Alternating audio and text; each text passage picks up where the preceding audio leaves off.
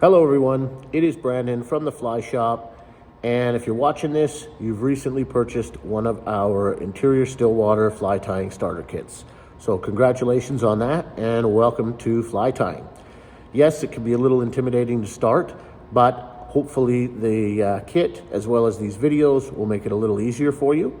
So in this series, you're going to have 6 videos covering half of the bugs you're able to tie with the kit. You'll learn all the skills needed in these 6 videos to not only tie the remaining 6 bugs in the kit, but to also tie all kinds of stillwater bugs as you move forward in your tying progression. If you feel confident after tying these 12, head over to the Fly Guys channel. I have tons of videos that have been put up over there, and you can have all kinds of patterns to help you succeed out on the water.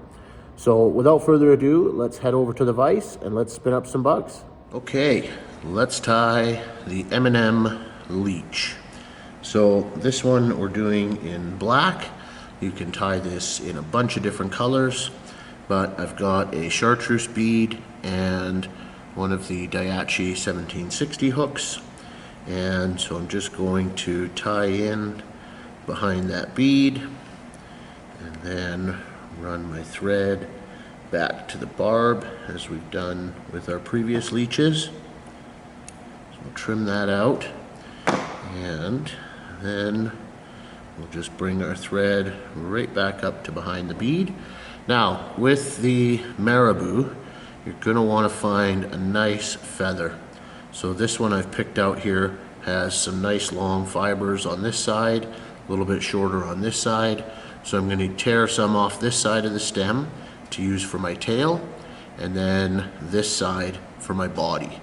You'll see how that works here in a minute. So I'll just take that feather looking like so, and I'm going to grab an inch or 2 worth of fibers off the stem. So you can see it kind of looks like that now. That's about how much I've grabbed, and I've got them, so I'll measure my tail. Looks about right there. So I'll just change hands, then I can trim out those tips, bring this in, spin my bobbin counterclockwise or to the left. That makes the thread jump over, and then with a quick cinch I can lock that marabou in, and then I'll just tie back right to about where that barb is. I'll just clean this up here like so. Now I'm just going to, tail's a little bit long, so I'll just pinch that to length just like so, and then I'm going to grab the red wire and we'll tie this in right up at the bead here. Don't worry about fully covering it up. You just want to get it tied in alongside the shank there. And we'll leave that off to the side to rib the fly a little bit later. So now I'm going to grab those longer marabou fibers, and about the same amount of them. So you can see now I've got just that much left on the stem. And same thing, I'm going to grab these together. Now keeping these all together and the tips nice and even is pretty important on this fly. So if you need to wet this a little bit to make it easier to manage, go ahead. But I'm just going to grab a hold as close to the end as I can get. So right about there, and I'm just going to trim this like so. Now that's where I'm going to tie this in. So keeping this stuff all together is probably the hardest part about tying this pattern. But once I've gotten it tied in, then I will bring my thread up to behind the bead. And if you get some stragglers, no problem, just take them out of there. And then now I'm just spinning this. So I've spun that, and now it's in a bit of a rope. And that is what we're going to wrap up the shank. And what you'll see is as you go up, more and more fibers will radiate outwards, and that's what's going to create the movement that we want for this pattern. So I'll try to scoop it underneath there, and then just going to capture that like so. And that's why you want some long fibers to do that one with. If you feel it's a little easier to start on the shorter hook, then by all means grab that one of the scud hooks, and these patterns work great on a scud hook, so don't worry about tying it on the longer one if you don't want to start.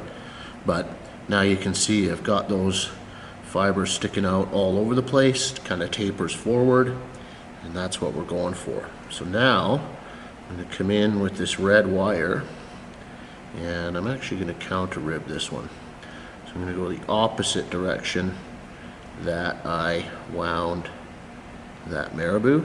And you see I'm just kind of wiggling this, and the reason I do that is just so I can try not to trap too many of those marabou fibers. We kind of want them to be able to stand out and do their thing. So if you have trouble, sweep them forwards towards the bead, and then that usually frees you up a little bit of space to wiggle this stuff through. So just take your time with it.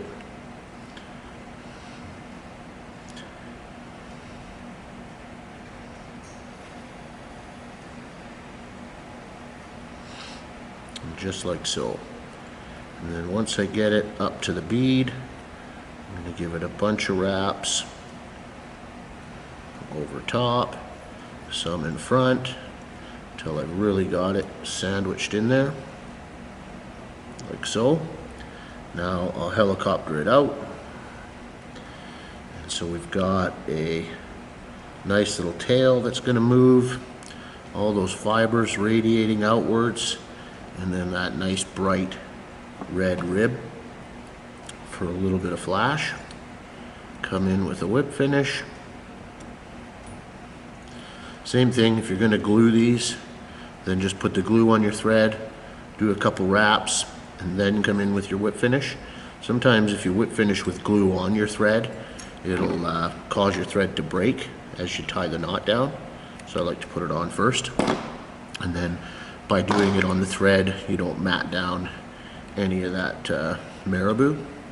But that is the good old M&M Leech.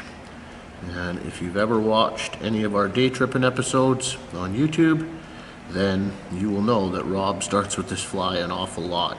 And it's a great searching pattern, and works really well all year round.